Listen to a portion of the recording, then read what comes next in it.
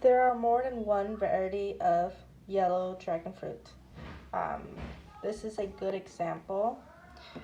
They tend to label it just yellow dragon fruit, but they are not the same. These are always this size, which is small to medium, and this type of yellow dragon fruit, they're always large.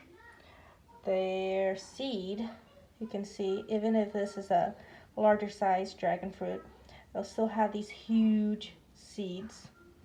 And this dragon fruit, the seeds are extremely fine.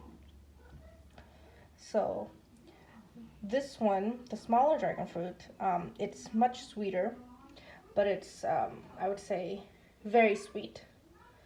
And this one is very mild sweet.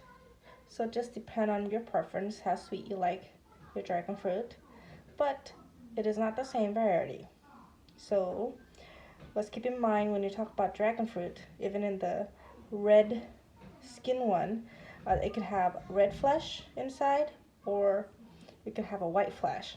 And then within them, there's a lot of varieties. But the market, they just general label it as red or yellow dragon fruit.